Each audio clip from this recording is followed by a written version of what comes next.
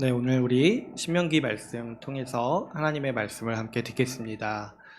우리가 계속해서요, 이 십계명의 말씀을 살펴보고 있고, 특별히 이번 달에는 육계명을 살펴보고 있습니다. 우리가 이제 지난 시간에 육계명을 나눴을 때, 육계명은 직접적으로 우리에게 명하시는 것이 이 살인하지 말라라고 우리에게 말씀하고 있습니다. 하나님께서 이 살인한 죄에 대해서 반드시 갚으시고, 또 우리 이 사회를 구성할 때도 명령하실 때 이 살인한 자에게는 반드시 그 사람의 피를 갚으라라고 명령하셨죠. 그래서 하나님께서 이것을 아주 우리 인간 사회의 기본 질서로 삼으실 정도로 중요하게 생각하셨고, 이 살인하는 죄에 대해서 반드시 물으신다라고 말씀하셨습니다. 근데 그 이유에 대해서 생각하는 것이 우리한테 중요한 거죠. 하나님께서 이 살인을 금하시고 또 이 살인한 죄에 대해서 반드시 형벌하시겠다라고 말씀하시는 이유는 뭐냐니까, 모든 사람이 하나님의 형상으로 지음받은 귀한 존재라는 거죠. 하나님께서 모든 사람을 하나님의 형상으로 지으셨어요. 그래서 모든 사람이 존귀하고 소중한 존재라는 거예요. 하나님께서 또 어떻습니까? 모든 사람을 직접 창조하시고 그 하나님의 형상으로 만드셨다 했을 때, 이 사람이라는 존재는 아무리 우리가 보기에 미약해 보이고 또 이렇게 또 좀 부족해 보이는 사람이 있을지라도, 그 사람이라 할지라도 하나님께는 소중한 존재라는 거예요. 하나님의 형상을 받았다. 그래서 하나님을 닮은 존재다. 그러면 하나님께서 창조하셨고, 그리고 그 사람의 생명과 그 사람의 소유는 궁극적으로 누구에게 있다는 겁니까? 바로 하나님께 있다는 거죠. 그래서 우리가 이 사람을 살인한다라는 것은 아주 근본적으로는 하나님을 향한 심각한 범죄라는 거예요. 하나님이 소중히 여기시는 그 하나님의 소유에 대해서 함부로 행하는 것이기 때문에 그것을 하나님께서 엄하게 금하신 것이죠. 그래서 우리가 이 육계명을 지난 시간에 곰곰이 생각해 볼 때, 이 육계명이 전제하고 있는 바는 뭐였습니까? 하나님께서 사람을 존귀하게 만드셨다. 하나님의 형상으로 존귀하고 귀한 존재로 만드셨고, 그것이 하나님의 소유이고 그 모든 사람이 하나님의 형상으로 귀하게 창조되었기 때문에 살인하지 말라는 거잖아요. 그랬을 때 이 육계명이 의미하는 게 단순한 건 아니죠. 직접적으로 살인만을 금하는 게 아니라는 것을 우리가 이해할 수 있다고 했어요. 육계명에서 살인을 얘기하는 거는 사람을 해야 하는 대표적으로 가장 악한 행위를 대표적으로 얘기를 하는 것이고, 육계명이 의미하는 바는 살인을 비롯해서 이 소중한 사람, 하나님이 하나님의 형상으로 만드신 이 소중한 사람에게 해를 가하지 말라라고 하나님은 말씀을 하시는 거죠. 그러니까 이 사람이 소중하니까 살인만 안 하면 돼, 이렇게 말하는 거는 말이 안 되잖아요. 사람이 소중하고 존귀한 존재이기 때문에 해를 가하지 말라는 거예요. 그런데 이 십계명은 전체의 계명을 요약하다 보니까 이 사람에게 가할 수 있는 가장 대표적이고 가장 끔찍한 해에 대해서 이 육계명에서 명령을 할 때에 살인을 얘기하는 것이지, 살인만 금하는 것이 아니라 사람에게 해를 가하는 모든 행위를 하지 말라라고 명하시는 말씀이라는 것을 우리가 지난 시간에 같이 나누었습니다. 그래서 우리가 이제 우리가 살인하지 않았다고 해서 난 육계명을 지켰어, 이렇게 말하는 거는 굉장히, 이게 사실은 배우지 못한 사람인 거예요. 이 율법을 이해하지 못하고 하나님이 명하시는 것이 뭔지를 잘 이해하지 못할 때 그렇게 우리가 생각을 할 수 있는 것이고, 실제로 우리가 이 육계명을 풀어서 해석하는 레위기 말씀을 우리가 지난번에 살펴봤을 때, 이 살인하지 말라는 계명 아래 뭐도 들어있는 거예요. 이 사람을 해야 하는 여러 활동들에 대해서도 하나님이 금하시는 것에 대해서 우리가 살펴봤어요. 그래서 대표적으로 우리 지난 시간에 얘기했을 때 뭡니까? 임금을 제때 주라. 그 생계수단을 가지고 사람을 옥죄지 말고 선대하라, 이런 말씀이 있었고, 또 어떻습니까? 우리 그 말씀도 살펴봤죠. 맹인 앞에 이 장애물을 놓지 말고, 듣지 못하는 사람 옆에서 그 사람을 저주하지 말아라. 한 사람의 약점을 잡아가지고 괴롭히는 거, 이용해 먹고 괴롭히는 거, 그거 하지 말라는 거예요.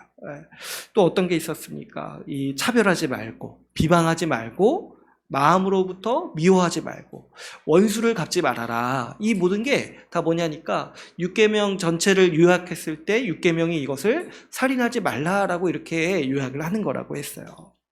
그래서 우리가 6계명을 이해했을 때 먼저는 살인을 하지 말아야 되는데 살인을 비롯해서 모든 사람을 해야 하는 일이 하나님 앞에 살인죄와 같은 범죄라는 거예요. 6계명을 어긴 범죄.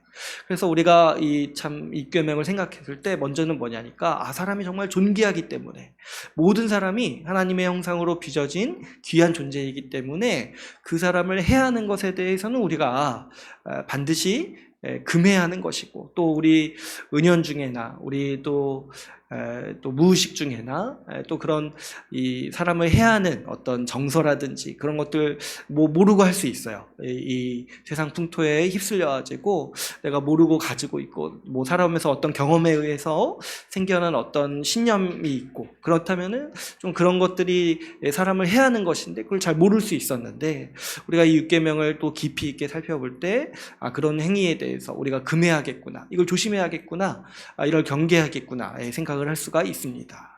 또 한 가지, 여러분 사람이 존귀하기 때문에 해야지 말아야 된다도 우리가 생각을 할 수 있는데 우리가 10계명을 해석하는 방식에 이 소극적인 측면이 있고 적극적인 측면이 있다고 했어요.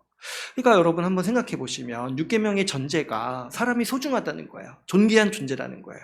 그래서 해야지 말아야 된다고 했는데 근데 존귀한 존재, 소중한 존재를 우리가 해야지 말 뿐만 아니라 또 어떻게 하라고도 명하시는 거냐면 그 사람을 돕고 그 사람을 섬기고 그 사람을 사랑하라고까지 명하신다는 거예요. 그래서 적극적으로 이 순종하는 측면이 있다고 했어요.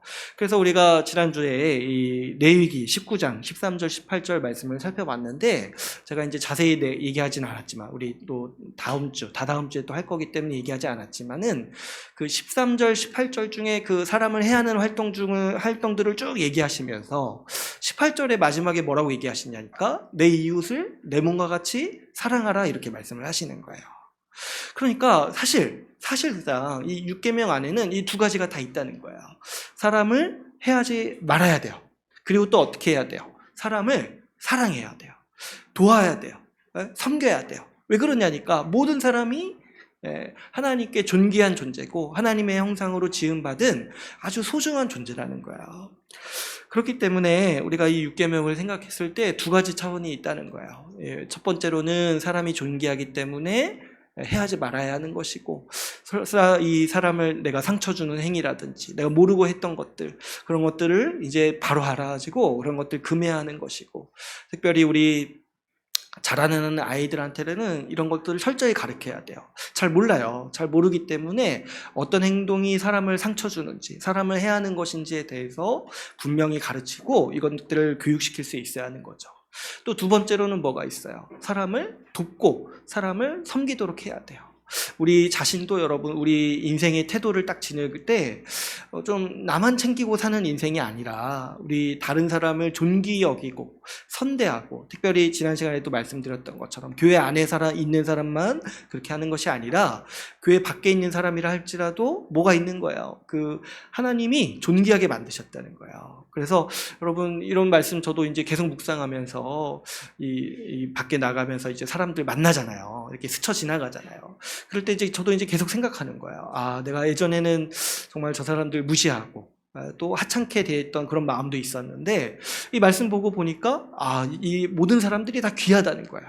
존귀한 존재라는 거예요. 그래서 그 사람들을 선대하고 친절하게 대하고 또 이제 도울 수 있다면 돕는 태도를 갖추는 것이 우리 인생의 아주 귀한 자세인 것이고 그것이 우리 하나님의 백성에게 명하시는 하나님의 뜻이라는 거예요. 그래서 이런 태도도 우리 아이들한테 어렸을 때부터 잘 가르쳐야겠어요. 아이들이 주변 사람들을 상관없이 이렇게 살아가려는 인생이 아니라 좀 주변 사람들을 돕고 사람을 도우려는 생각을 해야 된다는 거예요. 그래서 이런 좋은 태도들을 잘 길러내 줄 수 있어야겠습니다. 그래서 우리가 이 6계명에 대해서 이 두 가지 차원에 대해서 우리가 계속 나눴었는데, 여러분 이 6계명을 또 한번 생각을 해보면은 이 6계명이요 세상 사람들도 인정하는 계명이라고 했어요. 그렇죠? 세상 사람들도 이런 것들이 좋다고 생각해요. 그죠? 이 생명이 존귀하고, 그래서 사람이 소중하고, 그래서 인권이 중요하고, 그래서 살인하지 말아야 되고, 사람을 해하지 말아야 된다. 그리고 사람을 도와야 된다. 이렇게 얘기를 하면은 이거는 이제 제가 이제 교회 안에서만 이렇게 얘기를 해도 맞는 얘기다 이렇게 얘기할 수 있을 뿐만 아니라, 이거는 이제 하나님을 인정하지 않는 사람에게 얘기를 해도 이것이 맞다라고 누구든지 다 인정할 수 있는 얘기라는 거예요. 그런데 여러분, 오늘 한 가지 우리가 좀 생각해 볼 지점이 뭐냐니까, 이 세상과 교회 사이에 이 6계명이 맞다고 인정하는 거는 공통점이 있어요.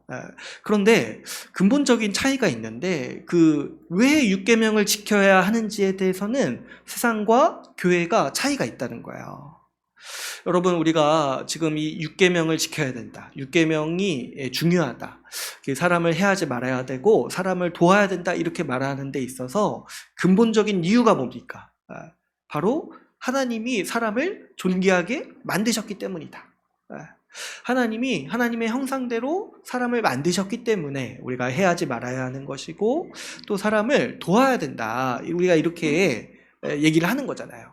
이렇게 얘기할 때 여러분, 우리는 그 6계명의 근본, 그 토대에 뭐가 있다라고 믿는 거냐면, 하나님이 계시다, 하나님을 인정하고 하나님이 이것의 근본이 되시고 이 질서의 원천이 되신다는 거예요.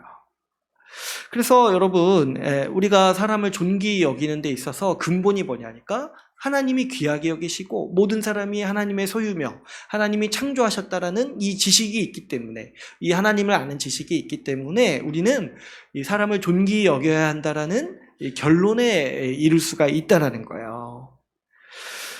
그래서 이것이 이제 우리가 이 세상 사람들과 교회의 아주 근본적인 차이인 거죠. 이 세상 사람들에게는 이게 없어요.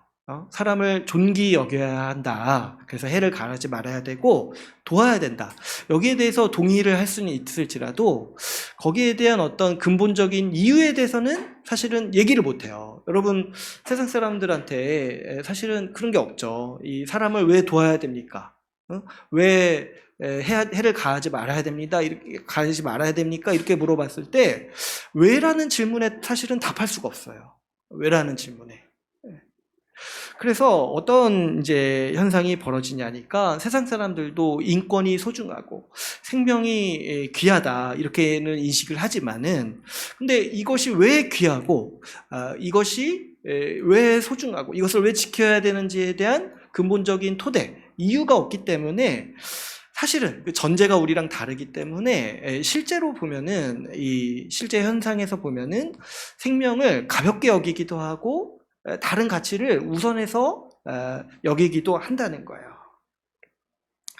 세상도 제가 이제 말씀드린 적이 있지만 이 5계명, 10계명까지를 옳다고 생각해요. 부모를 공경하고 살인하지 말아야 되고, 또 간음하지 말아야 되고, 도둑질하지 말아야 되고, 이거는 일반 세상 법에도 다 있는 내용이에요.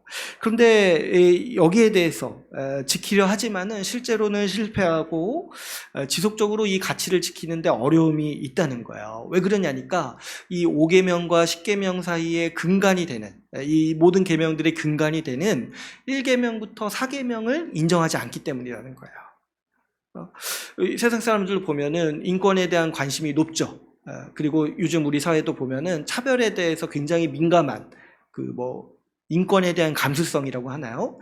그런 이제 어떤 의식도 있고, 또 어떻습니까? 세상 전체적으로 봤을 때도 이 전쟁이라든지 그런 어떤 끔찍한 범죄에 대해서 막으려고 하는 움직임, 그런 이제 노력들을 많이 합니다. 그래서 전반적으로 보면은 우리가 살고 있는 세상이 과거에 비해서 굉장히 많이 좋아졌어요. 그죠? 우리가 체험하기에도 과거에 80년대, 90년대에 경험했던 어떤 인권에 대한 감수성이 지금 생각해 보면은 많이 발전돼 있어요. 많이 발전해 있어요. 그래가지고 이렇게 방송에 나오는 사람들도 항상 말 조심하려고 하고, 옛날에 했던 어떤 행동들이 잘못됐다고 딱 생각을 하니까 이제 사람들이 그런 거 안 하려고 하고 그런 거 하는 행동들에 대해서 잘못됐다 이렇게 얘기를 하고 그런 거 보면은 이 역사가 발전하고 이 사회가 발전하고 있다는 걸 볼 수가 있어요. 그런데 지난 시간에 우리가 살펴봤듯이 또 한편으로 뭐가 있냐니까 실제로 우리 사회의 면면을 보면은 사람의 생명을 경시하고 그 사람의 그 생명과 인권의 문제를 다른 가치보다 낮게 여기는 그런 흐름이라든지 그런 태도가 우리 사회에 굉장히 만연해 있는 모습도 우리가 보게 됩니다. 지난번에도 얘기를 했지만 대표적으로 그런 어떤 경제적 이익을 추구하기 위해서 이 사람의 생명을 하찮게 보거나 좀 희생해도 되는 가치로 보거나 사람을 어떤 도구로서 바라보는 시각이 우리 시대에 어떻게 보면은 그 어느 때보다도 가장 강력하게 살아있는 것을 우리가 보게 됩니다. 여러분 이번 주에도 제가 그 뉴스에서 그 잠입 취재한 거를 봤는데 어디 그 물류 창고에 한 기자가 들어가서 실태를 조사를 한 거예요. 근데 세상에 그 물류 창고가 보니까 저도 이제 내부를 본 건 처음이었는데 어떤 구조로 지어졌냐니까 이 사람이 생활할 수 있는 구조가 아니라 물건을 쌓아놓기 위해 아주 최적의 구조로 돼 있다는 거예요. 그래가지고 환기도 부족하고 냉방 시설이 이제 부족하다는 거예요. 그러니까 물건을 적재해 놓기 쉽게 만들어가지고 근데 이제 그러면 공간을 넓혀야 되잖아요. 그랬을 때 환기가 어렵고 냉방이 시설이 들어갔을 때 사실 굉장히 어렵다는 거예요. 그런데 이제 요즘에 문제가 뭡니까? 폭염 때문에 온도가 굉장히 많이 올라가 있잖아요. 그리고 또 우리나라 습도가 얼마나 높으니까. 그래서 이제 물류 창고에 이 온도를 제어를 못 하는 거예요. 그래서 기자가 잠입해서 온도를 재봤는데 세상에 실내인데도 불구하고 33도라는 거예요. 33도. 거기서 이제 사람들이 일을 한다는 거예요. 택배 작업도 하고 물류 작업을 한다는 거예요. 그랬을 때 근데 이제 쉬는 시간도 없다는 거예요. 쉬는 시간도 뭐 이렇게 10분, 5분 이렇게 주고 이렇게 화장실 가는 것도 감시하고 어느 이 작업 라인이 생산성이 떨어지면은 바로 이제 부른다는 거예요. 이 위에서 왜 이렇게 작업을 안 하냐 이런 식으로 그렇게 한다는 거예요. 그래서 이제 그런 거 보면서 이게 너무 가슴이 아프다.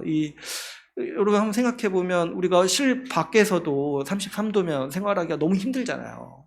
근데 실내인데도 33도면 그게 얼마나 끔찍합니까? 그런 곳에서 일하도록 하는 이런 모든 환경, 이런 모든 흐름들이 정말 너무 안타깝다. 이런 생각을 많이 하게 됐어요. 그러니까 사실 이런 걸 보면은 사람들이요, 인권이 중요하다. 사람의 생명이 소중하다 이렇게 말은 하지만은 실제로는 보면은 우리 사회에 얼마나 많은 생명들 인권이 무시받고 있고 또 얼마나 사람의 가치가 도구화되고 있는지 하나의 경제적 이익을 얻기 위한 수단으로서 도구화되고 있는지 이런 것들을 우리가 생각해 볼 수 있어요. 이 1부터 4계명 하나님이 있다. 하나님이 사람을 만드시고 하나님이 세상을 다스리신다.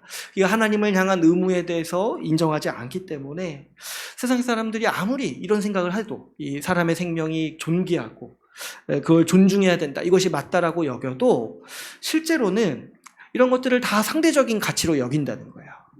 실제로는 이런 것들이 귀해, 중요해 이렇게 말을 하지만 실제 현실에서는 어떻게 일이 벌어지냐니까 다른 게 더 중요하다고 생각할 때가 많다는 거예요. 이것도 중요하지만 다른 게 이렇게 가치가 더 중요하다고 생각하는 가치가 있을 때는 언제든지 사람의 생명이라든지 인권이라든지 이런 것들을 더 내버려 두고 경시하고 이런 흐름들이 우리 사회에서는 빈번하게 나타난다는 거죠. 근데 이제 이런 것들이 왜 그러냐니까 우리가 딱 진단을 내릴 때 하나님을 인정하지 않기 때문에 사람의 생명을 절대적인 가치로 보지를 못한다는 거예요. 중요하게 여길 수는 있어도 그것이 절대적이다. 그것이 하나님으로부터 오는 명령이다 이렇게 생각하지 않기 때문에 다른 더 중요한 가치가 이렇게 눈에 들어오면은 그것을 추구하고 사람의 생명을 경시 여기는 풍토가 우리 가운데는 얼마든지 일어날 수 있다. 그리고 또 그런 세상에서 우리가 이미 살고 있다라는 것을 우리가 보게 됩니다. 그래서 이제 제가 대표적으로는 그런 이 경제 구조에 대해서 지난주에도 말씀을 드렸고 이 부분에 대해서 우리가 좀 많이 생각을 해야 돼요. 많이 생각을 하고 우리가 일상에서도 우리 나름대로 좀 이런 문제에 대해서 어떻게 해야 될지 좀 고민도 하고 또 기도도 하고 그렇게 이제 살아가야 된다고 생각을 합니다. 그런데 여러분, 이 외에도 이런 경제적인 문제뿐만 아니라 우리 사회에 이 생명을 경시하는 몇 가지 사회 문제들이 있습니다. 그래서 오늘은 좀 이런 몇 가지 사회 문제들에 대해서 여기에 관련된 쟁점들을 함께 살펴보려고 합니다. 그래서 이제 보통 이 십계명을 얘기하고 이 십계명에 따른 윤리들을 얘기할 때 우리 이 신학에서, 우리 기독교에서 많이 얘기하는 주제가 세 가지가 있는데 그 중에 하나가 자살이고, 그 다음에 이 안락사에 대한 문제가 있어요. 그리고 또 이제 낙태에 대한 이 문제가 있습니다. 그래서 오늘 이 자살이라든지 안락사라든지 이 낙태에 관련한 이 사회 문제에 대해서 이 말씀에 비춰서 함께 살펴보기를 원하는데요. 사실 이 문제는요, 굉장히 전문적인 분야예요. 그래가지고 제가 개인적으로도 좀 이 문제를 살펴볼 때 저 자신도 부족하다고 생각이 들고, 또 실제로 아주 이렇게 이 세세하고 복잡한 사안이 됐을 때 저도 판단하기 어려운 부분들이 사실 있습니다. 그리고 또 제가 이 걱정이 되는 것 중에 하나가, 사실 우리가 이런 문제에 대해서 그렇게 큰 관심은 없어요. 그죠? 왜냐면은 이게 저도 생각을 해봤는데 그렇게 크게 해당되는 문제가 아닌 경우가 많아요. 뭐 자살이라든지 안락사라든지. 여러분 뭐 안락사 이런 거 생각해 보신 적 있으세요? 뭐 이건 잘 생각이 안 들잖아요. 그리고 뭐 낙태라든지 이런 거. 그래서 좀 이 문제를 설교 시간 때 살펴보는 게 약간 저도 좀 부담스럽고 하지 않아도 되지 않을까 이렇게 생각을 했는데, 한 가지 제가 생각을 한 게 뭐냐면, 지금은 이런 문제가 없는데 앞으로 혹시나 우리 때 또 우리 아이들 세대에 문제가 생길 때가 있어요. 왜냐하면 이게 우리 사회에 만연해 있는 어떤 과제고 또 현상이기 때문에 우리도 앞으로 영향을 받을 것이고 우리 아이들은 아마 더 크게 영향을 받을 거예요. 그랬을 때 우리가 또 이 문제를 사전에, 문제가 생기고 나서 이 문제를 살피기보다는 사전에 우리가 또 여기에 대해서 지식을 준비하고 이 문제를 어떻게 분별해야 될지 아는 것이 중요하겠다, 이 생각이 또 하나가 있고요.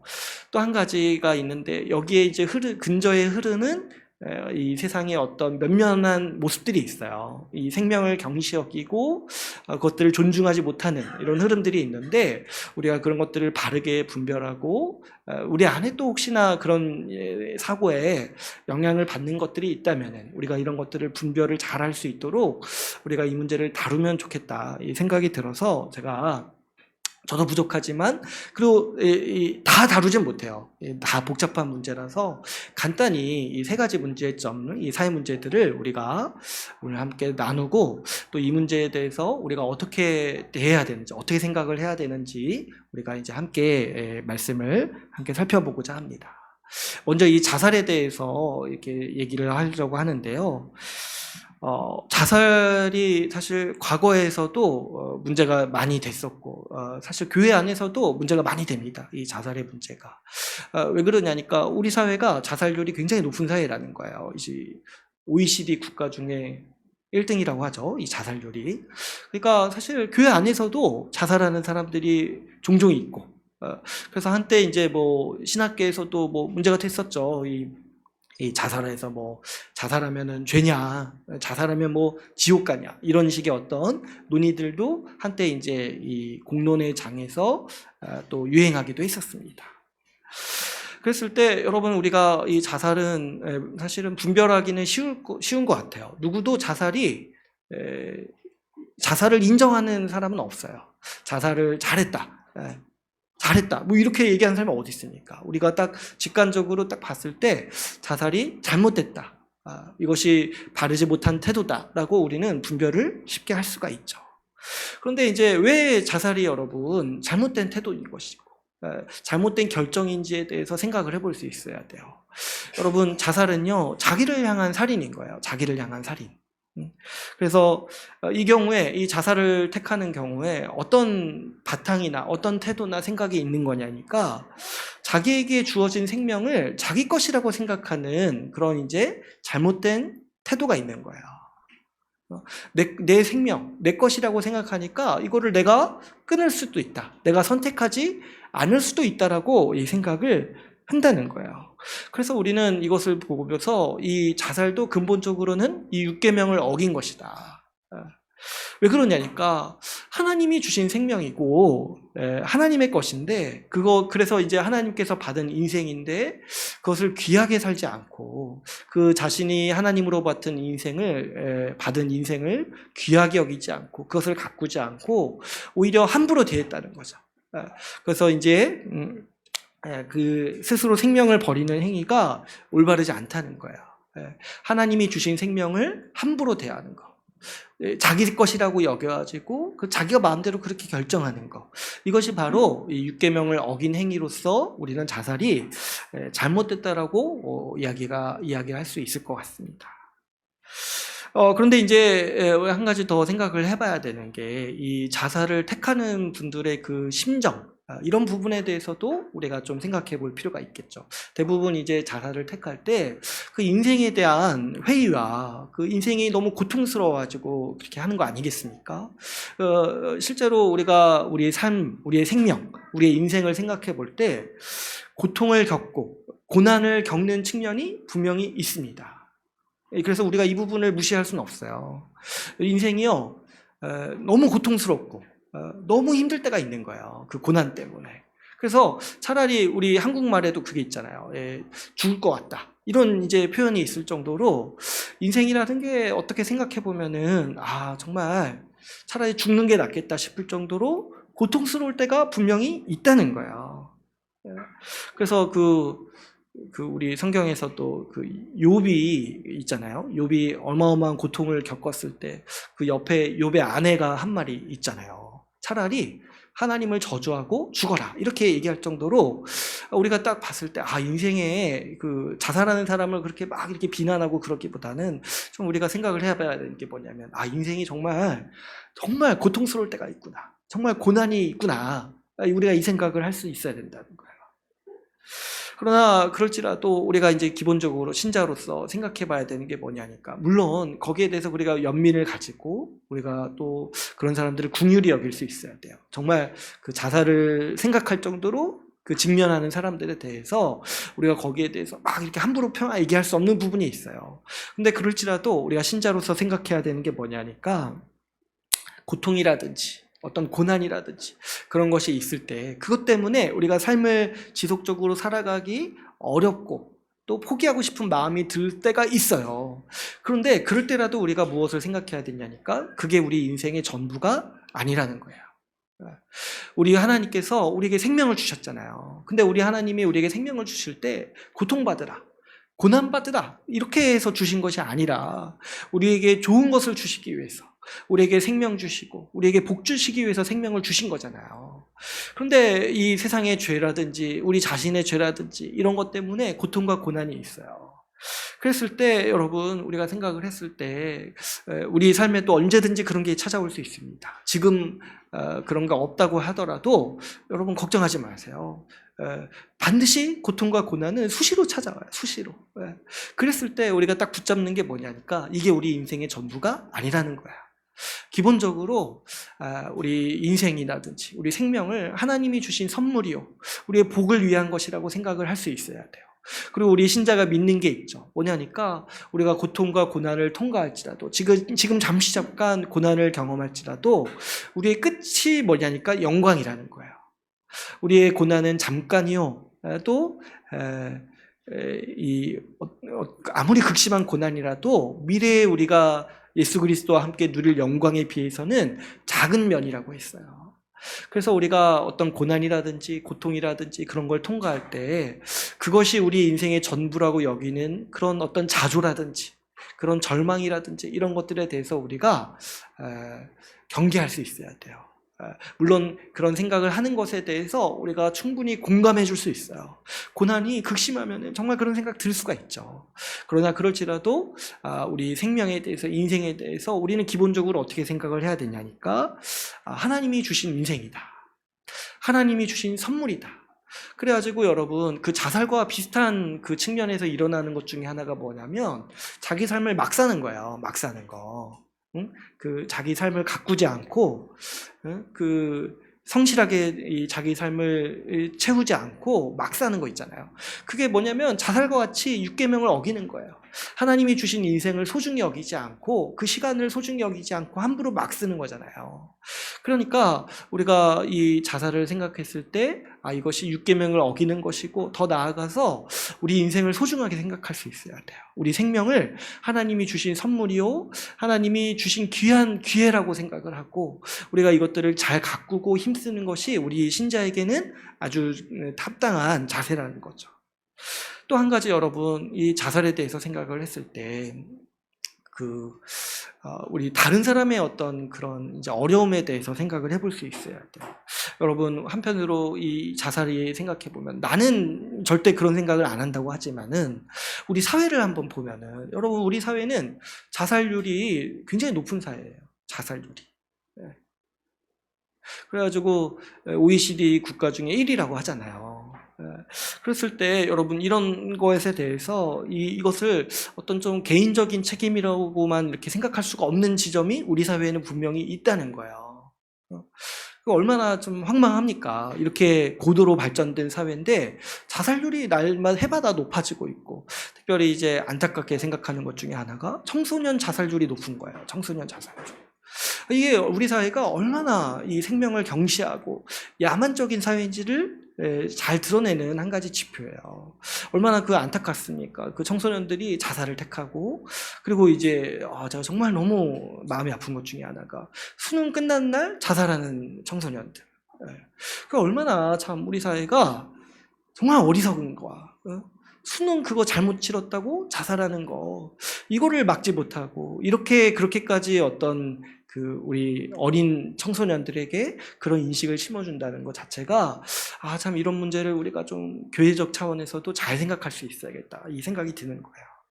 여러분, 이 사회 안정망이라든지 이런 이제 사회 복지의 문제도 그런 측면에서 생각할 수 있어야 돼요. 왜 자꾸 사람들이 자살을 생각하냐 하니까 살기가 너무 어렵다는 거잖아요. 어렵고 고난이 너무 극심하고.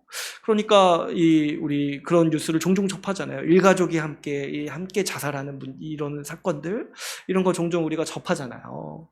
그랬을 때 여러분, 이런 게 그 한 사람의 개인의 책임이라고 할 수가 없는 것이고, 우리가 다 같이 살아가는 사회인데 우리의 지금 경제 구조라든지 이런 것들이 얼마나 야만적인지를 생각해 볼 수 있어야 되는 것이고, 우리가 이런 것들을 위정자도 잘해야 되는 것이고, 우리도 좀 많이 관심을 가지고 생각을 해야 되는 거예요. 특별히 우리가 개인적으로 또 살아가고 시민으로 살아갈 때도 여러분, 주변에 그런 사람들이 있는지 없는지 잘 돌보고 또 섬길 수 있어야겠어요. 특별히 교회 안에서도 예전에 제가 이제 학교 다닐 때 그런 얘기를 들은 적이 있어요. 사람이 자살할 때 일어나는 현상 중에 하나가 뭐냐면은 인간과 인간 사이의 관계가 끊어질 때 자살을 한다는 거예요. 그래서 이제 사람과 사람 사이의 관계가 끊어질 때, 하나도 남지 않을 때 사람이 자살을 택한다는 거예요. 그랬을 때 여러분, 사실 교회 안에 자살이 있다라는 것 자체가 얼마나 사실 그 교회 자체가 돌아보게 합니까? 우리가 얼마나 서로를 돌보는 일에 느슨하게 했고, 또 이 끈이 얼마나 떨어져 있으면은 그런 일들이 교회 안에서도 일어나겠습니까? 그랬을 때 우리가 지금 우리 모두가 어려움을 겪고 있다는 것에 대해서 이 자살 문제와 관련해서도 생각을 해볼 때 우리가 사람을 잘 도와야겠다. 어려운 가운데 있는 사람, 고난을 겪고 있는 사람은 정말 그 사람의 생명이 위협을 겪고 있는 거예요.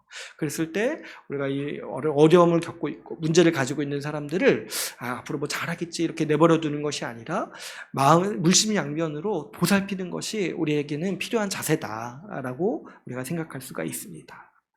또 한 가지 문제, 자살은 우리가 이 정도로 생각을 해볼 수가 있는데, 또 한 가지 문제에 대해서 살펴보려고 하는데, 안락사에 대한 문제를 한번 살펴보려고 합니다. 지금 이제 우리나라는 안락사를 허용하지 않고 있고, 사실 이제 서양에서도 이 유럽의 몇몇 국가들은 시행하고 또 몇몇 국가들은 아직도 막고 있어요. 그래서 이제 앞으로 사실 어떻게 될지는 모르겠어요.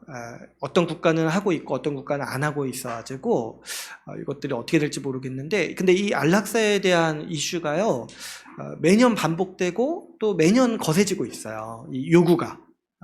그래가지고 저도 사실 이 이슈를 접한 게 대학생 때인데 이게 이제 아직도 계속해서 발전하고 있고 이런 흐름들이 계속 형성되어 있습니다. 우리나라 보면은 서양에서 유행하던 것들이 10년이나 20년 뒤에 반드시 들어와요. 그래가지고 이런 문제에 대해서도 우리가 좀 사전에 생각해 볼 수 있어야겠다 생각이 듭니다. 그래서 이 안락사를 주장하는 측의 논리가 있어요. 이 주장이 있는데 그게 뭐냐니까 이 살 가능성이 없는 사람에 대해서 그 환자가 통증을 견디기가 너무 힘드니까 그 죽음을 존귀하게 맞이할 수 있도록 하나의 이 장치, 제도를 도와주고 그 인간의 존엄성을 위해서 이 안락사를 허용해야 된다라고 주장을 하는 거예요. 그게 이제 통증을 견디기만 하는 것이 너무 힘든 거죠. 그러니까 우리가 이 문제에 대해서 충분히 공감할 수 있는 측면이 분명히 있습니다. 여러분, 이 병자에게 있어서 사실 인간의 존엄성이라는 게 얼마나 먼 이야기인지 사실은 모르겠어요. 왜 그러냐니까 그 살 가능성이 분명히 없어요. 이게 이제 연명치료의 어떤 그런 이제 관점이 아니라 이 죽을 게 거의 확실시됐는데 죽지는 못하는 거예요. 그런데 그 안에 통증을 계속 견뎌야 돼요. 죽기까지. 그랬을 때 그걸 그냥 그 기간을 최대한 빨리 끝내고 싶은 거예요. 길면은 뭐 몇 년씩 가고 하니까. 특별히 다른 의학적 치료를 안 해도, 연명 치료를 안 해도 그 생명이 길면은 이제 몇 년씩 가고 하는데 그 기간을 버티는 게 너무 힘들다는 거죠. 여러분, 이 병자가 어떻습니까? 내가 몸도 못 가누고 또 이렇게 심각해지면 의식도 없고 또 어떻습니까? 이 대소변도 잘 못 가리고 먹는 것도 사실은 그 심각해지면은 이 입으로 먹지 못하고 이 호스를 통해서 공급받아야 되는데 여기에 이런 처지에 한번 이렇게 빠지게 되면은 인간으로서의 존엄성이 어디 있냐는 거예요. 그런 이제 모습을 다른 사람들 앞에도 보여야 되는데. 또 어떤 게 있냐니까 그런 상태에 빠지면 또 어때요? 내 혼자 스스로 이 생활을 할 수 없다 보니까 다른 사람한테 계속해서 의존해야 되고 가족들이나 사람들에게 신세를 져야 되잖아요. 그러니까 이런 처지가 너무 이렇게 궁핍하고 받아들이기가 너무 힘든 거예요.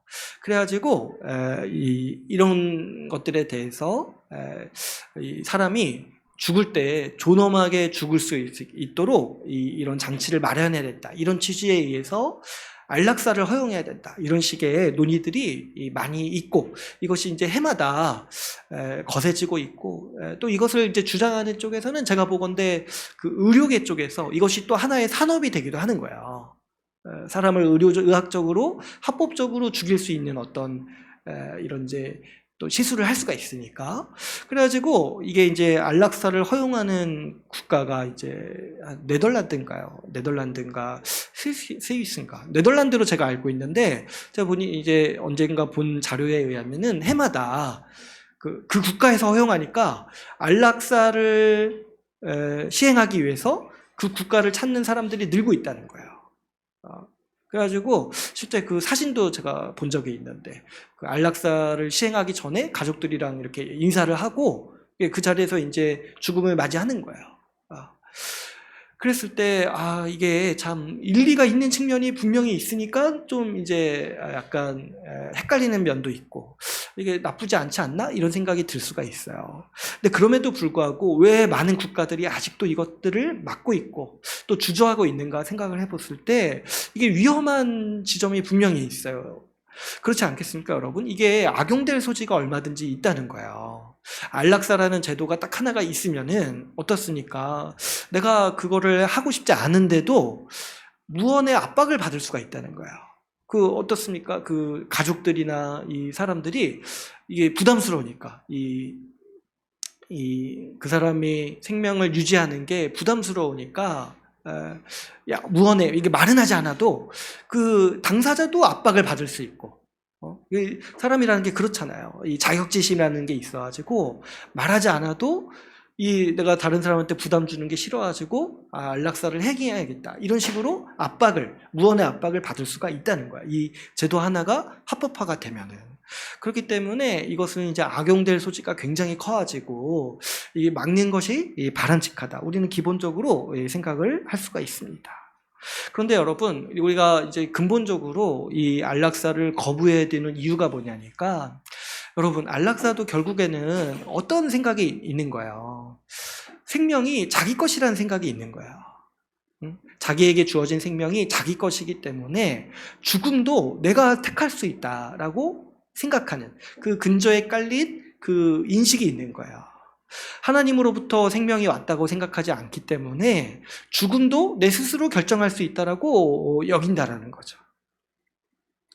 그래서 이것이 이제 이 세속적인 어떤 사회에서는 이러한 어떤 생각이 계속 강해질 수밖에 없어요. 왜냐하면 기본적으로 생명이 내 것이라고 여기기 때문에 내가 존엄하게 죽을 수 있는 권리가 있다. 여기까지 이제 나가는 거야. 내가 존엄하게 죽을 수 있는 권리. 그래서 그랬을 때 이것이 얼마나 근본적으로는 우리와 다른지, 이 성경이 가르치는 가치관과 다른지를 우리가 생각할 수 있습니다. 그랬을 때 여러분, 우리는 그렇게 생각할 수 없다는 거예요. 생명의 주인이 하나님이라고 우리가 믿을 때에 우리는 그 생명을 거두어 가시는 죽음도 하나님께 달려 있다라고 생각을 하고 우리는 믿는 것이죠. 그래서 여러분, 제가 이 안락사에 대한 주제, 사실 아직 우리나라에 들어오지 않고 또 어쩌면 먼 얘기일 수 있는데, 제가 이 주제를 생각하면서 생각하는 게 뭐냐니까, 내가 죽음도 하나님께 맡겨드려야 되는구나, 이 생각을 많이 하게 되는 거예요. 여러분, 제가 왜 아까 그 안락사에 대한 주장이 동감이 간다고 얘기를 했냐면, 이게 정말 사실 여러분 한번 생각해 보면은 굉장히 고통스러운 일이에요. 고통스럽게 죽는 거. 그래가지고 옛날에 그 8복인가 9가지 복인가 그 복 중에 하나가 뭐냐면 이 좋은 죽음을 맞이하는 거. 고통 없이 죽는 게 인간이 누리는 복 중에 하나라고 하잖아요. 그런데 여러분, 우리 인간이 맞이하는 죽음 중에 어떤 죽음은 굉장히 고통스럽고 너무 힘든 이 죽음의 과정이 있는 거예요. 그랬을 때 제가 그런 거 상상하고 생각할 때마다 그 고통스럽게 죽어가는 일이요, 아무리 생각해도 정말 피하고 싶고 정말 생각할 때마다 끔찍한 거예요. 그럴 때 이런 면에 대해서 이런 이제 어려움이 있으니까 안락사에 대한 이야기가 이제 그래서 계속해서 나올 수밖에 없다는 것에 대해서 우리가 충분히 동감은 할 수 있습니다. 그러나 그럼에도 불구하고 우리가 이 생각을 할 때 우리 생명이 주님의 것이다 생각을 하면은 모두 이제 생각을 해야 되냐니까, 우리의 죽음도 우리 주님께 맡길 수 있어야겠다, 이 생각을 해야 된다는 거죠. 우리의 삶도 주님이 주관하실 뿐만 아니라 우리의 죽음도 우리 주님이 주관하신다라는 생각이 있어야 한다는 것이죠. 그래서 여러분, 제가 생각을 할 때 우리 죽음에 대해서 자주는 아니지만 매일같이 이거 생각할 필요 없어요. 죽음에 대해서. 그런데 가끔 우리가 생각을 해야 된다. 죽음에 대해서 내가 어떻게 죽음을 맞이할지에 대해서 생각을 해야 되는 것이고, 그래서 이제 그런 이제 학자들은 이런 것도 권면을 하더라고요. 유서도 미리 준비해야 되는 것이고, 또 이제 그런 죽음에 대해서 미리 준비하는 자세가 필요하다. 라는 거예요. 왜 그러냐니까, 여러분, 죽음이라는 게 불현듯 언젠가 찾아온다는 거예요. 반드시 찾아와요. 근데 여러분, 우리가 죽음을 생각할 때 뭐도 생각을 할 수가 있냐니까, 하나님이 우리 생명의 주인이시다는 거예요. 아무리 내가 내 인생 내 것이다 이렇게 사는 사람도 언젠가는 죽음을 맞이해요. 그랬을 때 그때 드러나는 진실이 뭐냐니까, 결국에 생명이 하나님의 것이구나. 그래서 하나님이 생과 사를 주관하시는구나, 이거를 이제 우리가 깨달을 수가 있는 것이죠. 그래가지고 여러분, 우리가 이 생각을 하는 거예요. 우리 삶도 주님께 맡겨드리고, 우리 주님이 우리 삶의 주인이시기도 하신데, 이 삶을 거두어 가시는 그 주권도 누구에게 있느냐니까, 바로 우리 주님께 있다는 거예요. 그래서 이 죽음에 대해서 생각할 때 우리가 이걸 너무 두려워하거나 이걸 너무 공포스러워해가지고 피하거나 생각을 안 하는 것이 아니라 오히려 우리 주님께 맡겨드리는 거예요. 우리 주님이 언젠가 부르실 거예요. 부르실 텐데 그 시기와 그 방법에 대해서 온전히 주님께 맡겨드리고, 이것을 너무 두려워하고 공포스러워하는 것이 아니라 우리 주님에게 맡김으로써 이것을 준비하고, 이것에 대해서, 이 죽음에 대해서도 우리가 이 주권을 하나님을 인정하는 그런 하나의 기회로 삼아야겠다, 이런 생각을 우리가 할 수 있습니다. 그래서 이렇게 이 두 가지 주제에 대해서 이렇게 살펴봤는데요. 마지막으로 이 낙태에 대해서 한번 이 사회 문제로서 낙태에 대해서 나누고자 합니다. 그런데 이제 이 낙태 문제는요, 앞에 이제 두 가지 그 사회 문제보다 사실 굉장히 복잡하고 굉장히 첨예한 대립이 있습니다. 이거는 지금 서구 사회도 마찬가지고 우리 한국 사회도 마찬가지예요. 그래서 이거는 정말 뭐 하나 주장하면은 피 터지게 싸울 각오를 할 정도로 해야 돼요. 그래가지고 저는 이제 그렇게까지는 못하고 저는 그냥 이제 단순하게 그냥 단순하고 정말 어떤 이제 큰 틀에서만 좀 말씀을 드리고 싶고, 결론적으로 이제 우리도 낙태에 대해서 반대해야 되는데, 이 좀 근본적으로 이 각각의 어떤 사례나 이 복잡한 문제에 들어가면은 굉장히 복잡해요. 근데 그러지 말고 일단은 큰 틀 안에서 우리가 왜 낙태에 대해서 반대할 수밖에 없고 그것이 또 우리 삶에 일어나지 않도록 힘써야 되는지 그 근본적인 이유에 대해서 생각을 해볼 때, 근본적으로는 우리는 생명이 하나님께 있다고 보는 거예요. 그래서 이 생명의 주권도 하나님이시고 모든 생명의 주인이 하나님이시기 때문에 우리는 낙태를 근본적으로는 반대하는 거죠. 그런데 여러분, 지금 이제 우리나라 상황을 보면은 원래 우리나라는요, 법에 낙태가 금지돼 있었어요. 그래서 이제 낙태를 했을 때 처벌을 받는 규정이 원래 있었습니다. 그런데 이제 그 19년도에 이 헌법재판소에서 이것이 이제 여성의 자율권을 너무 심각하게 침해한다는 이유로 헌법 불합치 결정을 내렸습니다. 근데 이것이 이제 낙태죄에 대해서, 우리나라는 이제 형법상 낙태죄가 있었는데 낙태죄를 폐지한 것이 아니라 이것이 불합치하니까 이것에 대해서 대체 입법을 하라는 취지로 이 헌법재판소에서 결정을 내린 거예요. 19년도에. 그런데 이제 지금 23년이잖아요. 그런데 아직도 그 대체 입법이 이루어지지 않고 있어요. 그런데 그 헌법재판소에서 불합치 결정을 내렸으니까 실제적으로 우리나라는 이 낙태죄가 폐지된 국가인 거예요. 그런데 이제 사실상 원래 이 법이 있었어도 그것이 시행되지 않은 약간 사문화된 법이었다는 거예요. 우리 뭐 낙태했다고 처벌받은 사람 이야기 들어본 적이 없잖아요. 그러니까 원래도 처벌하지 않았는데 법에 그런 게 있으니까 이것을 계속 이제 헌법재판소에 제소를 했을 때 헌재에서 이제 이것이 헌법에 일치하지 않는다라고 판결을 내렸고, 그래서 이제 남은 공이 이제 국회에 있어가지고 그러면 이제 그 취지를 살려서 이 낙태에 관한 법률을 만들어야 되잖아요. 근데 이제 이게 아직도 이루어지지 않고 있어요. 23년인데. 그래서 이런 거 보면은 참 국회가 일을 안 하고 있다, 이렇게 또 생각을 할 수가 있을 것 같기도 하고. 근데 이제 보니까 사정들이 좀 있긴 하더라고요. 사정들이 그 19년도 이후에 그 20년 전까지 이 입법화한 국회의원들이 있었는데 그 다음 국회에서 대다수가 국회의원이 못 됐대요. 그런 거 보면은 사정이 있구나. 근데 이제 왜 이게 국회에서도 처리하기가 힘드냐니까 너무 의견 대립이 심하고, 이것들을 이제 이 각계의 의견들을 모아서 어떤 결정할 수 있는 사회적 에너지가 많이 필요한데 이거를 이제 주도적으로 하기가 굉장히 힘든 거예요. 왜 그러냐니까 여기에 걸린 이 주장들이라든지 각계각층의 어떤 입장이 굉장히 날카롭고 첨예한 거예요. 그래서 제가 우리 봤는데 이거를 이제 가장 강력하게 반대하는 세력이 카톨릭이에요, 카톨릭. 그래서 로마 카톨릭 쪽에서는 모든 나라에 대해서 여기에 대해서 반대하니까 이런 것도 있다고 해요. 이 논의에 참여하는 국회의원들을 만약에 카톨릭 신자라면은 출교시켜 버린다는 거예요. 그러니까 이게 얼마나 셉니까, 그죠? 그러니까 이게 국회의원도 이게 선뜻 나서기가 힘든 거예요. 특히 이제 자기가 성당다니다 하면은 이거 의견 참여했다 했을 때 출교 지시가 교황청에서 이렇게 오는 거예요. 그러니까 이제 이게 굉장히 첨예하고, 그래서 이런 의견에 대해서 우리가 살펴보는 것만으로도 굉장히 많은 시간이 필요한데, 근데 간단히 여러분 이 낙태를 주장하고 낙태를 이제 이야기하는 주요한 어떤 세력이라든지 사회의 그 어떤 이 집단이 어느 쪽이냐니까 여성계 쪽이에요. 여성계. 여성 인권 운동이라든지 그 여성의 어떤 그 운동, 여성 운동을 하시는 분들이 있잖아요. 이것이 이제 서구 사회도 그렇고 이제 우리나라도 그렇고 여성 인권 운동에 있어서 가장 큰 사명 중에 하나가 뭐냐면 낙태를 자유화하는 거예요.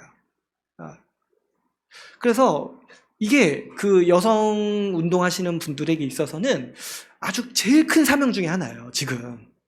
그래가지고 여기에 대해서 아주 사활을 거는 거죠. 그래서 이거를 반대하는 쪽에 대해서도 굉장히 그래서 이제 비난을 많이 하는 것이고 이것을 실현시키려고 굉장히 많은 노력을 하고 있는 거예요. 그런데 이런 왜 그 여성 인권 운동 하시는 분들 이런 흐름들이 왜 이렇게 강력하게 생겨나냐 했을 때 이 낙태 이슈가 여성의 자기 결정권을 너무 심각하게 침해한다고 생각을 한다는 거예요. 왜 그러냐니까 이 여성의 입장에서 생각을 해보면 임신이라든지 그 출산이라든지 뭐 약간 다른 얘기일 수 있지만은 이 육아라든지 이런 거 관련해서 너무 많은 짐을 진다는 거예요. 또 그 출산 이거 하나 때문에 그 여성의 인생은 완전히 바뀌잖아요. 그 인생 전체가 아주 다른 인생을 산다 할 정도로 완전히 바뀌는데 이것을 여성 스스로가 결정할 수 있는 힘이 너무 미약하다는 거죠. 낙태를 반대하면은, 낙태를 금지하면은. 그래가지고 이거를 이제 낙태를 금지하게 되면은 여성이 이거를 결정하지 못하고 계속 떠밀려서 너무 많은 짐을 여성 홀로 지도록 한다는 것이죠. 그런데 또 어떻습니까? 이런 면도 있어요. 또 이 낙태를 주장하는 쪽에서는 원치 않은 임신이 있을 수 있잖아요. 그죠?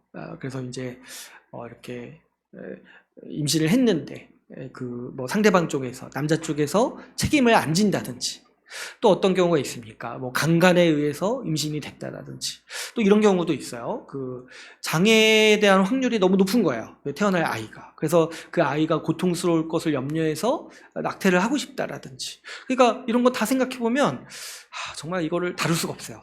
지금 설교 시간에 이걸 다루게 되면은 저도 능력이 부족한데 시간이 더 필요해요. 시간이. 지금 이제 거의 1시간 돼가는데 1시간이 더 필요할 정도로. 그러니까 굉장히 많은 이유가 있고 또 어떤 면에서는 굉장히 일리가 있는 측면이 있어요.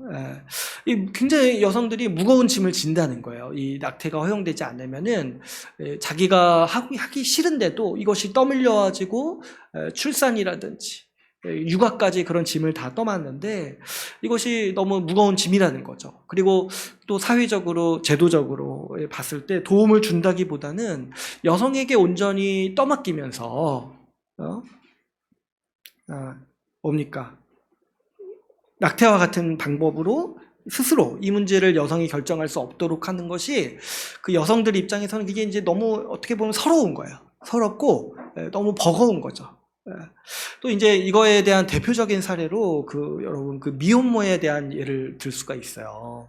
여러분 미혼모라는 게 어떤 겁니까? 어떻게 보면은 남자 쪽에서 책임을 못 졌는데 여성이 그 생명이 귀해가지고 얘기를 낳는 거잖아요. 그런데 어떻습니까? 여성이 이제 임신을 했는데 남자 쪽은 책임을 안 지는 거예요. 그래도 여성이 책임을 지고 아이를 낳았는데 세상에 우리 사회가 미혼모에 대한 인식이 너무 안 좋은 거예요. 계속 비난하는 거예요. 어머니에 대해서도 비난을 할 뿐만 아니라 아이에 대해서도 비난을 하는 거예요. 그러니까 이게 여성계 입장에서는 얼마나 사실 분통이 터지는 일입니까? 낙태도 금지하고 낙태도 욕하는데 그렇다고 낙태를 안 하고 애를 낳아도 욕을 하는 거예요. 도와주지도 않고. 또 이런 사회적 분위기가 미혼모에 대해서 불리하다 보니까 관련해서 어떤 도움이라든지 사회적으로 도와주는 어떤 구조라든지 이런 게 너무 미약한 거예요. 그래가지고 이게 제가 생각해도 이거 진짜 너무 악하다. 낳아도 욕하고 낙태해도 욕하고 낳으면 도와줄 것도 아니면서 낙태하지 말라고 하고 이러면은 이제 진짜 제가 생각해도 너무 화가 난다. 근데 이제 이런 식의 이 태도를 취하기가 쉬운 게 제가 너무 안타깝게 생각하지만 교회인 거예요, 사실 교회.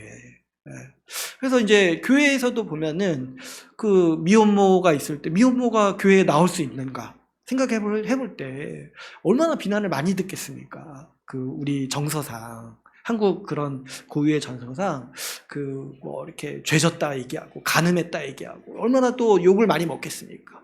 그러면서 또 교회는 대외 입장으로 미혼모를 돕거나 교회 그래서 이제 교회 차원에서 사회복지 시설이 많은데 사실 미혼모를 돕는 데에서 굉장히 소극적이죠. 그런데 또 어떻습니까? 교회 우리의 이제 이 대외적인 또 활동이 뭐냐니까 낙태 금지 이거니까 그래서 이 여성계 쪽에서 오랜 숙적이 그래서 교회인 거예요. 교회. 제가 봐도 정말 믿겠다. 이래도 욕하고 저래도 욕하는데 어떻게 하라는 거냐 이런 거잖아요. 그래가지고 이게 굉장히 지금 너무 골이 깊은 거예요. 지금 너무 골이 깊어요. 그래서 이 문제에 대해서 우리가 생각을 할 때 이거에 절대로 단순한 문제가 아니다. 절대로 낙태 방대, 낙태하면 안 된다, 낙태하면 나쁜 사람이다 이렇게 딱 얘기할 수 없는 지점이 분명히 있음을 우리가 인식할 필요가 있습니다. 그래서 이런 면에서 우리 교회도 좀 반성할 필요도 있고 우리 한국 사회가 반성할 필요가 많아요. 세상에 아이 낳는 걸 도와줘야 되고 또 미혼모라든지 그 여성이 책임지는 부분에 있어서 사회적으로 돕고 우리 한국 출산율도 굉장히 낮잖아요. 그런 면에서 그런 사회적으로 많이 도와야 될 필요가 있는데 그런 거 돕지도 않고 그런 거 뭐 이렇게 후원해 주지도 않고 그러면서 낙태에 대해서 비난만 하는 이런 이제 무책임한 것 이런 문화에 대해서 우리가 좀 거리를 둘 필요가 있는 것이고 우리가 이제 또 한 명의 시민으로서 생각을 할 때 우리가 어떤 정치적 결정을 할 때 우리 위정자들이 이런 부분에서 관심을 가질 수 있도록 우리가 의견도 내고 또 투표도 하고 그렇게 할 수 있어야겠어요. 어쨌든 그런데 여러분 우리 교회라든지 또 낙태의 가장 강렬한 반대 입장에선 카톨릭에서 이 낙태를 반대하는 이유는 분명합니다. 왜 그러냐니까 6계명을 명백히 어기는 거라는 거예요. 태아에 대한 살인이라는 거죠. 태아에 대한 살인. 그래서 이를 죽이는 게요 엄연히 살인과 같다고 얘기를 하는 것이죠. 그렇죠. 여러분 기본적으로 봤을 때 지금 이제 우리 한국의 헌재도 태아의 인권이 있는 거잖아요. 그죠? 태아의 생명이 있는데 뭐를 우선시했다고 볼 수밖에 없냐면은 여성의 자기 결정권이 더 우선한다고 보는 거예요. 뭐보다요? 태아의 생명보다. 그랬을 때 이게 또 어떻습니까? 생명을 존중하고 생명을 귀히 여긴다고 하지만은 결국에 다른 가치가 더 우선적으로 이렇게 여기니까 태아를 죽이는 것에 대해서도 합법화하는 흐름들이 이렇게 자연스럽게 생겨나게 된다는 거죠. 근데 사실 여기에서도 굉장히 복잡한 문제가 있습니다. 여기까지만 좀 이제 알아두시면 좋은데 뭐냐니까 그래가지고 이 세상에서는 또 어떤 논의가 있냐니까 그러면 태아인데 어디까지가 사람이라고 보냐는 거예요. 어디까지가. 그래서 이거는 정말 너무 어려운 문제예요. 그죠? 그래가지고 지금 이제 낙태를 허용하고 낙태에 관련한 법률이 있는 다른 국가들의 사례, 이제 미국의 사례를 보면은 낙태를 그래서 언제부터 허용할 것인가. 근데 이 문제가 왜 중요하냐니까 사람이라고 인정을 했을 때는 낙태를 허용하지 않는 거잖아요. 그러니까 태아를 어느 때부터 사람으로 보는 것이 이제 그 법령에는 그렇게 말은 하지 않지만 녹아들어져 가 있는 거죠. 그래서 이제 미국의 경우에 봤을 때 그 자료가 정확한지는 제가 잘 모르겠지만 대략 한 12주까지 낙태는 허용한다라고 돼 있는 것 같아요. 12주까지. 그러니까 이거는 말은 그렇게 하지 않지만은 12주까지는 사람으로 안 본다는 거잖아요. 법적으로. 그리고 이제 12주부터 6개월까지는 이거는 이제 너무 의견이 첨예하니까 이거는 이제 그 주마다 다르게 자율권을 행사하도록 냅뒀다는 거예요. 그리고 이제 공통적으로 금지하는 거는 이제 6개월부터는 다 금지를 한다는 거예요. 6개월부터. 그랬을 때 이게 너무 애매하지 않습니까? 12주까지는 허용. 근데 12주부터 6개월까지는 사람인지 아닌지 잘 몰라. 근데 이제 6개월부터는 뭐예요? 사람이다. 그래서 반대하는 거잖아요. 근데 이제 여성계 쪽에서는 이것도 다 없애야 된다고 생각하는 거예요. 이 기준도 다 없애야 된다. 그냥 무조건 무제한적으로 허용해야 된다. 이런 이제 또 이 강경한 입장이 있고요. 또 이제 어떤 게 있냐니까 이런 것들을 우리나라는 이제 법이 정해져 있지 않은 거예요, 지금. 이런 규칙이 아예 없는 거예요. 예? 대체 입법을 해야 되는데, 그래서 앞으로 우리나라가 큰 혼란이 있을 거예요, 계속해서. 미국도 이 관련한 법이 있는데 계속 혼란이 있는 거예요. 이 낙태죄를 만들어야 된다. 낙태 합법화된 거를 철폐해야 된다. 이런 이제 기독교계에서 계속 운동을 하는 거예요. 근데 이제 또 왜 그러냐니까 이게 이제 의사들 쪽 입장에서는 굉장히 문제가 심각한 거예요. 여러분 의사도 한번 생각을 해보시면 사람인데 그 낙태 시술을 하고 싶겠냐는 거예요. 그래서 그 제가 이제 예전에 자료 화면을 본 적이 있는데 자기가 이제 그 청문회 때 나가서 증언을 하는데 자기가 그 너무 많은 아기들을 죽여와서 이제 더 이상 하고 싶지 않다는 거예요. 근데 미국은 그걸 하질 못하는 거예요. 왜냐니까 낙태 시술이 법으로 정해져 있어요. 그래서 누가 이렇게 갔을 때 낙태를 하고 싶습니다 이렇게 의사한테 얘기를 했을 때 의사가 그거를 거부하면 어떻게 되는 거예요? 이게 이제 법적으로 또 처벌을 받는 거예요. 그 진료 거부 이렇게 해가지고 법적 처벌 대상이 되는 거예요, 의사가. 그러니까 이제 의사가 보호를 받지를 못하는 거죠. 자기 신념에 따라서 낙태를 하기 싫은데 그게 오면은 해야 되는 거예요. 그러니까 이제 이런 복잡한 문제가 우리 사회에 앞으로 계속해서 생길 거예요. 관련된 법령을 만들지 않고 정비하지 않고 있으니까 지금 이 법안이 있는 미국도 매년 이것 때문에 이제 골치를 앓고 있고 또 선거 때마다 이게 중요한 이슈가 되는 건데 우리는 지금 이제 이 논의를 시작도 안 하고 있고 시작은 했지만 어떤 이제 이 수렴을 안 하고 있으니까 이게 이제 앞으로 계속해서 혼란이 될 거라는 거죠. 그래서 어쨌든 여러분 이게 왜 이런 문제가 근본적으로 일어나냐니까 세상 사람들은 태아에 대해서 사람으로 볼 수가 없는 거야. 근본적으로. 이거를 그래서 하나님을 인정하지 않으니까 뭐에 대한 입장에서 보게 되냐니까 생물학적으로, 의학적으로 사람인지 아닌지에 대해서 계속 논의를 하는 건데 사실 여러분 이것이 얼마나 결정하기가 힘듭니까? 생물학적으로 태아가 사람이 되는 것을 어떻게 결정할 수 있냐는 거예요. 그러니까 이게 모아줄 수가 없고 사람마다 의견이 제각각일 수밖에 없는 거예요. 그래서 우리 이제 기독교라든지 우리 카톨릭에서 입장이 뭐냐니까 언제부터 사람이냐 했을 때 우리는요 난자와 정자가 만나서 그 함께 융합되는 그 순간부터 우리는 생명이다, 사람이다라고 우리 전통적으로는 그렇게 입장을 가지고 있는 거예요. 그래서 우리 특히 이제 카톨릭에서도 그렇고 계속 강하게 얘기하는 게 모든 기간의 낙태를 금지해야 된다. 이렇게 주장을 하는 거죠.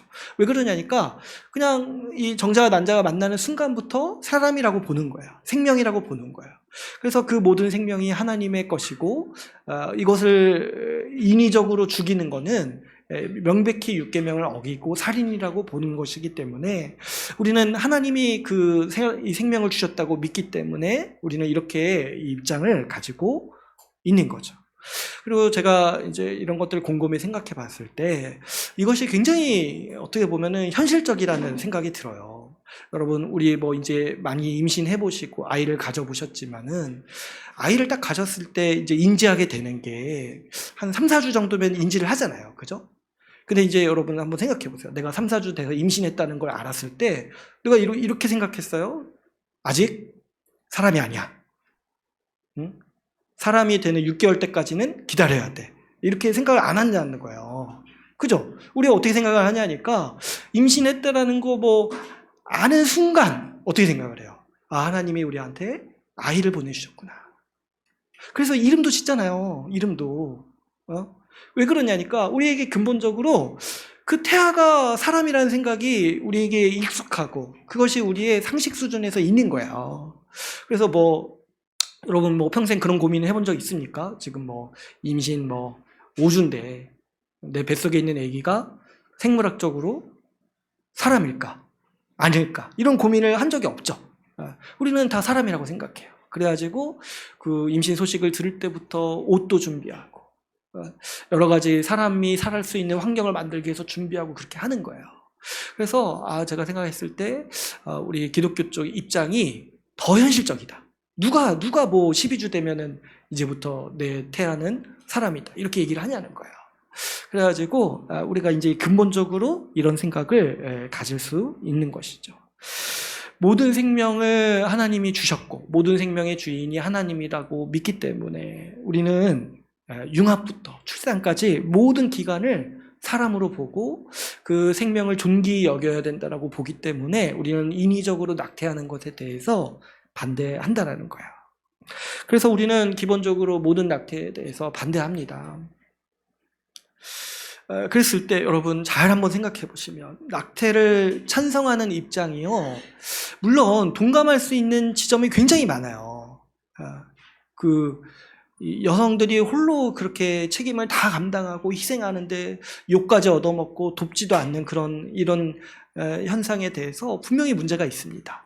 그런데 그럼에도 불구하고 낙태를 주장하는 쪽의 그 입장은 전제가 뭐예요? 사람의 생명보다 자기의 결정권이 더 중요하다는 거예요. 그런데 이것이 앞에서 살펴봤던 자살이라든지 안락사라든지 그런 것들을 주장하는 사람들의 관점과 크게 다른 게 아니에요. 왜 그러냐니까 사람의 생명이 온전히 자기 것이라는 거예요. 하나님이 주신 것이 아니라 자기 것이기 때문에 내가 마음대로 결정할 수 있다. 내 의지에 따라서 결정할 수 있다라는 전제가 이 세속 사회에서는 있는 거예요. 낙태도 마찬가지죠. 그 생명보다 중요한 게 뭐냐면 나의 자기 결정권인 거예요. 그래서 내가 생명도 박탈할 수 있다. 태아라는 생명도 박탈할 수 있다. 이 정도로 이제 생각이 갈 정도로 이것을 더 우위에 두는 사고 방식이 그 근저에 깔려 있는 사고 방식이라는 거죠. 그래서 여러분 우리는 그래서 이 낙태에 대해서 근본적으로 반대할 수밖에 없는 거예요. 왜냐니까 우리는 이 생명이 하나님으로부터 온다라고 믿는 거예요. 하나님의 것이고 아무리 작은 생명이고 아무리 미약한 생명이라 할지라도 내 눈에는 사람으로 안 보인다 할지라도 모든 생명, 모든 사람은 하나님의 형상으로 지음받은 존귀한 존재이기 때문에 우리는 그 생명을 해하는 것에 대해서 우리는 반대하는 것이고 그래서 우리가 이 낙태에 대해서 찬성할 수가 없는 것이죠. 그래서 오히려 반대로 좀 얘기를 했을 때 원치 않는 임신이 이루어지지 않도록 그래서 사실 그 7계명 간음하지 말라라. 그 성관계에 대해서 결혼제도 안 해둬야 된다 주장하는 게 바로 이렇게 연이어서 나오는 우리 교회의 입장인 거예요. 그래서 이제 그 원치 않는 임신이 없을 수 있도록 또 힘써야 하는 것이고 낙태에 대해서도 우리가 최대한이 아니죠. 하지 않도록 우리 아이들에게도 잘 얘기를 하는 것이고 우리가 그런 태도를 가질 수 있어야 하는 것이죠. 그런데 여러분 한 가지 이 낙태에 대해서 한 가지만 더 생각해 봤으면 하는 것이 아까 그 여성계 쪽의 그 주장들이 있잖아요. 이런 것들에 대해서 우리가 충분히 공감해 줄 수 있어야 돼요.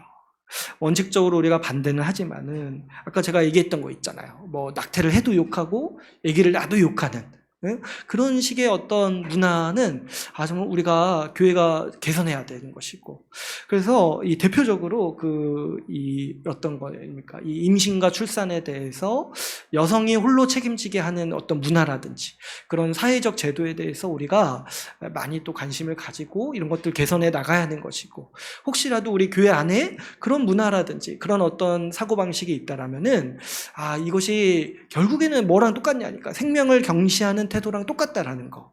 우리가 이런 것들을 경계할 수 있어야 되는 거죠.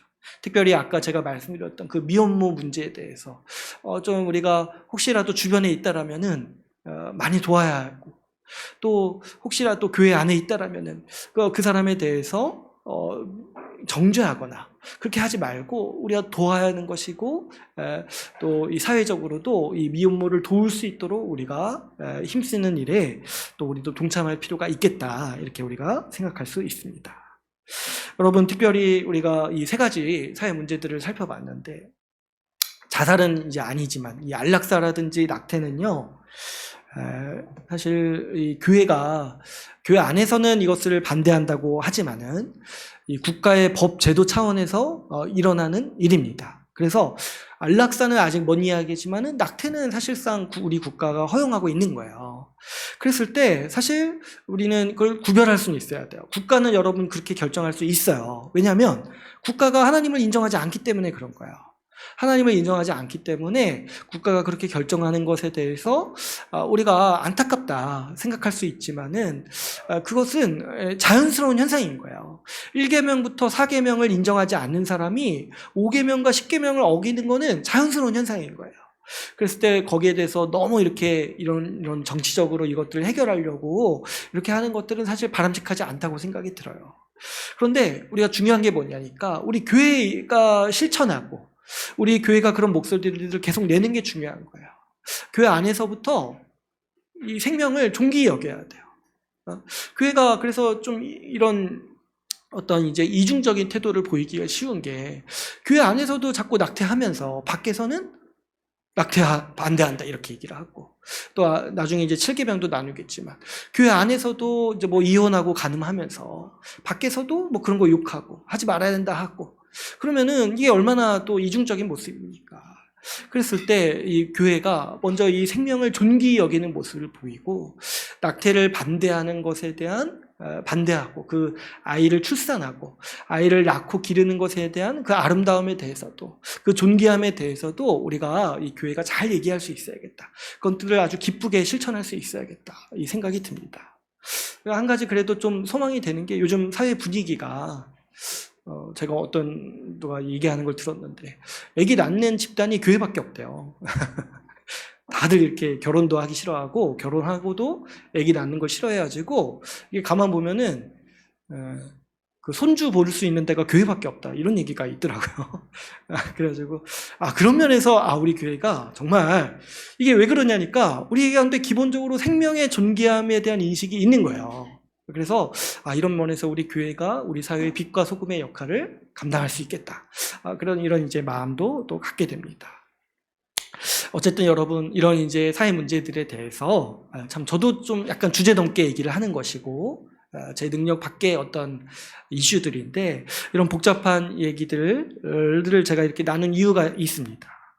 앞에서도 제가 말씀을 드렸지만 이런 사회 문제 이면에는 공통적인 흐름이 있다고 했어요. 뭐냐니까 생명을 자기 것으로 여기고 자기가 온전히 결정할 수 있다라고 여기는 그 태도 하나님이 없다라고 생각하는 그 생각에서 이 모든 실천들이 나오는 거예요. 자기 스스로 자기 생명을 끝낼 수 있고 죽음의 방식도 결정할 수 있고 심지어 태아의 생명도 결정할 수 있다라고 여기는 그 중심이 뭐냐니까 하나님이 없다고 생각하기 때문에 이런 생각들이 자연스럽게 나온다라는 것이죠. 그래서 여러분 이렇게 현대사회가 인권에 대한 가치를 존중하지만 근본적으로 하나님을 인정하지 않기 때문에 결국에는 생명을 경시하고 상대적인 가치로 여긴다는 거예요. 생명보다 내 결정권이 더 중요해. 생명보다 경제적 이득이 더 중요해. 이런 식으로 가는 흐름들이 우리 세속사회에서는 빈번하고 지속적으로 일어난다는 것이죠. 그랬을 때 여러분 우리 자신도 돌아볼 필요가 있는 거예요. 여러분 우리는 어떻게 생각하냐는 거예요. 우리도 혹시 여러분 내 생명을 내 것이라고 여기면서 살지 않냐는 거예요. 네? 내 생명 내 것이라고 여기고 내가 마음대로 결정해도 된다고 생각을 하고 내 것이니까 내 마음대로 써도 된다 이렇게 이제 생각을 하지 않냐는 거예요. 그래서 그래도 괜찮다. 내 것이니까, 내 결정이니까, 내 생명이니까, 내 인생이니까 내 마음대로 살래. 우리도 혹시 이런 마음을 가지고 있지 않냐는 거예요. 그랬을 때 여러분 우리는 이 부분에 있어서 분명히 선을 그을 수 있는 것이고 우리의 생각은 저들과 다르다라고 우리는 분명히 말할 수 있습니다. 왜 그러냐니까 우리는 무엇을 믿습니까? 하나님이 우리 생명의 주인이시다. 하나님이 우리 인생의 주인이시고 우리 인생을 주관하신다는 거예요. 우리가 지금 누리는 생명이라든지 우리가 지금 누리는 모든 그 인생이요 내 것이 아니라 하나님이 주신 선물이요 하나님이 주관하시는 우리의 복된 인생이라는 거예요. 이 생각이 이 관점이 우리가 인생을 바라보는 태도요 생명을 여기는 아주 근본적으로 세상과 다른 자세라는 거예요. 그래서 여러분 앞에서도 제가 말씀드렸지만 우리에게 주어진 생명이나 우리에게 주어진 인생은 귀합니다. 근데 우리는 그것이 내 것이기 때문에 귀하다고 얘기하는 것이 아니라 우리 하나님께서 복되게 주신 인생이고 복되게 주신 생명이기 때문에 귀한 거예요. 우리 하나님의 형상으로 만드신 인생이기 때문에 우리 삶이 지금 귀한 거예요. 그래서 여러분, 아까 제가 자살을 얘기할 때도 말씀드렸지만은 우리가 기본적으로 우리의 생명을 귀하게 여기고 우리의 인생을 복되게 여겨야 돼요.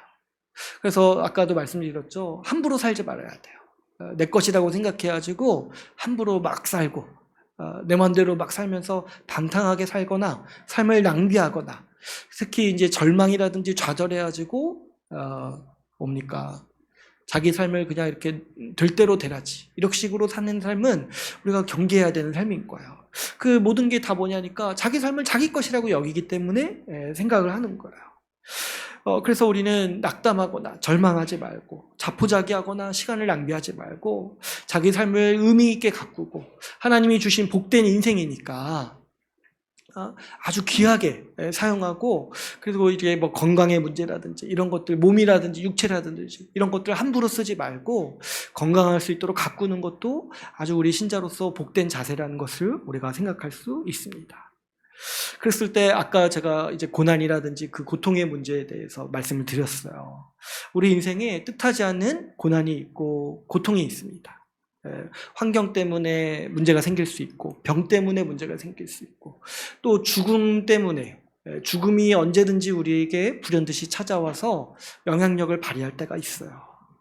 그래서 이런 거 생각해 볼 때 굉장히 두렵고 또 무섭습니다. 그래서 제가 아까 자살이라든지 이 안락사라든 거에 이 동감이 충분히 가는 거예요. 그래서 이 고난이 있고 고통이 있을 때 우리는 인생에 대해서 절망하고 자조하기가 쉽습니다.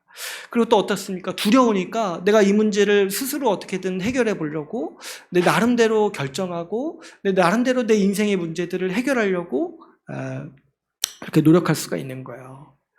그랬을 때 여러분 우리가 우리의 인생을 기본적으로 하나님이 주신 선물이요, 하나님이 주신 복이라고 생각을 하고 이 고난의 문제, 고통의 문제에 있어서도 이것들이 전부가 아니다. 이것들이 있을지라도 앞으로 있을 거예요. 있을지라도 하나님은 우리의 인생을 주관하신다 생각을 해야 돼요. 이 모든 것들이 협력해서 하나님이 선으로 만드신다라는 것을 우리는 믿고 굳건하게 살아가야 돼요. 아까 제가 말씀드렸죠. 우리의 고난도 그래서 의미가 있을 것이에요. 물론 겪을 때는 너무 힘들어요. 그 고난이라는 게 사실 죽음을 내포하고 있는 거야. 너무 힘들어요. 그러나 그럼에도 불구하고 우리가 좌절하고 포기하지 말아야 되는 이유가 뭐냐니까 내 안에 그걸 버틸 수 있는 힘이 있어서 그런 게 아니라 우리 주님이 뜻하신 인생이고 우리의 생명이 기본적으로 하나님의 것이라는 걸 믿기 때문인 거예요. 자기가 자기의 모든 삶을 결정해야 된다고 여기는 사람은 고난과 고통을 마주대하기가 두려워서 스스로 죽기도 하고 생명을 자기 스스로 결정하려고도 합니다. 그러나 우리는 우리의 생명, 우리의 인생이 하나님께 속해 있다고 믿기 때문에 고난과 고통도 우리 하나님께 의탁하면서 견디고 그것을 통과해 나갈 수 있는 거예요. 이렇게 장애아를 낳는 것이 너무 그 부모에게 또 고통스럽고 그 인생에도 고통스러워가지고 낙태를 허용해야 된다 이렇게 주장하는 사람들도 있다고 했잖아요. 근데 그거는 자기의 교만이에요. 장애인들의 그 인생이 불행하기만 할 거라는 거. 그 얼마나 자기 나름의 교만입니까? 생명이 자기에게 속해 있다라고 여기는 거 아닙니까? 그 고난이 있을지라도 하나님은 그 인생을 복되게 만드시는 능력이 있으신 분이고 구원하시고 하나님의 백성으로 삼으셔서 그 인생에 그 영원한 생명을 주시고 복되게 만드신다라고 말씀하시는 분이세요. 그래서 우리가 그분의 뜻을 무시하고 우리 마음대로 그런 것들을 결정할 수가 없는 것이죠. 여러분 이걸 반드시 생각하셔야 돼요. 우리의 생명, 우리의 삶과 죽음 모두가 다 우리 하나님과 우리 그리스도께 속해 있습니다. 우리 마지막으로 말씀 한 구절 읽고 마치려고 하는데요. 우리 골로새서 3장 3절에서 4절 말씀 같이 함께 읽겠습니다. 골로새서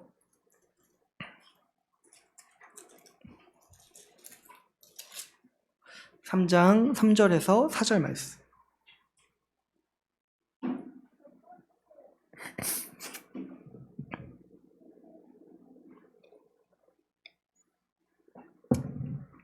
우리 같이 함께 3절부터 4절까지 읽겠습니다. 시작. 이는 너희가 죽었고 너희 생명이 그리스도와 함께 하나님 안에 감추어졌습니다. 우리 생명이신 그리스도께서 나타나실 그때에 너희도 그와 함께 영광 중에 나타나리라. 아멘. 여러분, 우리 특별히 신자의 생명은 그리스도께 속해 있어요. 우리 수련회 때 들은 말씀이기도 하죠. 우리는 주와 함께 죽었고 주와 함께 살았어요. 우리 생명은 하나님이 창조하셔서 귀하시기도 하지만은 우리 예수 그리스도께서 핏값으로 새롭게 창조하신 생명이기 때문에 더 귀한 거예요. 그래서 우리는 지금 살아가는데 내 생명의 힘으로 사는 것이 아니라 그리스도의 생명으로 사는 거예요. 그리스도의 생명으로. 그래서 여기 말씀에서 분명히 얘기를 하죠. 우리의 생명이 그리스도시다. 우리의 생명이 그리스도시다. 그랬을 때 우리의 생명이 그리스도께 감춰져 있다라고 말하는 거예요. 이 감춰져 있다는 건 뭐냐니까 하나님의 소유다. 하나님의 소유고 그래서 안전하다는 거예요. 그래서 여러분, 우리 삶에 고난과 고통이 있을 것이지만 그래도 우리 하나님이 지키시기 때문에 안전하다 우리 생각해야 돼요. 그래서 우리가 죽음도 두렵고 다른 어떤 고난도 두렵지만은 우리 주님이 지키시고 우리 주님이 돌보시기 때문에 우리가 어떤 고난이라든지 고통이라든지 어떤 그 죽음의 공포라든지 이런 것들을 우리가 통과할 수 있다. 우리가 능히 이겨낼 수 있다라고 생각하셔야 돼요. 그리고 마지막으로 우리의 마지막이 뭐냐니까 그리스도와 함께 영광을 누릴 거라는 거예요.